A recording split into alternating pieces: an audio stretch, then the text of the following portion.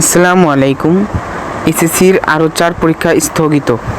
তো এই কবে নাগাদ শুরু হতে পারে এই রিলেটেড একটি বিজ্ঞপ্তি কিন্তু এখানে প্রকাশিত হয়েছে। তো আজকে এই নিয়ে আলোচনা করব। তো এখানে দেখো, কোটা সংস্কার আন্দোলনকে কেন্দ্র করে সারা দেশে সহিংস কর্মকাণ্ডের কারণে শিক্ষার্থীদের নিরাপত্তা বিবেচনায় এইচএসসি ও সমমানের আরও 4টি পরীক্ষা স্থগিত করা হয়েছে।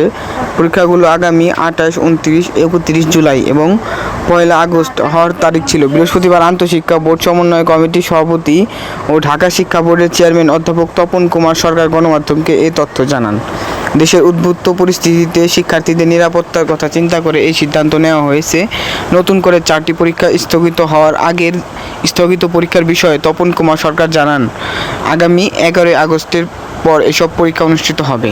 তবে তারিখ জানানো হয়নি। এর আগে শিক্ষার্থীদের নিরাপত্তা বিবেচনায় প্রথমে 18 জুলাইয়ের পরীক্ষা, পরে 21, 23 ও 25 জুলাইয়ের এইচএসসি পরীক্ষা স্থগিত করে আন্তঃশিক্ষা বোর্ড সমন্বয় কমিটি।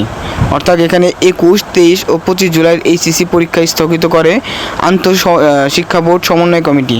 গত 18 জুলাই এইচএসসি সকালের পরীক্ষা ছিল ভূগোল দ্বিতীয় পত্র এবং বিকালে ছিল উচ্চাঙ্গ সঙ্গীত প্রথম পত্র, আরবি প্রথম পত্র, পালি প্রথম পত্র।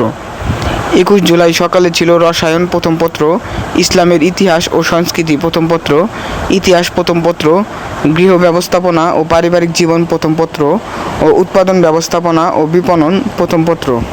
23 জুলাই সকালে ছিল রসায়ন দ্বিতীয় পত্র, ইসলামের ইতিহাস ও সংস্কৃতি দ্বিতীয় পত্র, ইতিহাস দ্বিতীয় পত্র, গৃহ ব্যবস্থাপনা ও পারিবারিক জীবন দ্বিতীয় পত্র, উৎপাদন ব্যবস্থাপনা ও বিপণন দ্বিতীয় পত্র। 25 জুলাই সকালে ছিল অর্থনীতি দ্বিতীয় পত্র, প্রকৌশল অঙ্কন ওয়ার্কশপ প্র্যাকটিস প্রথম পত্র। এছাড়া মাদ্রাসা শিক্ষা বোর্ড ও কারিগরি শিক্ষা বোর্ডের পরীক্ষাও বন্যা ও চলমান পরিস্থিতির কারণে স্থগিত করা হয়েছিল।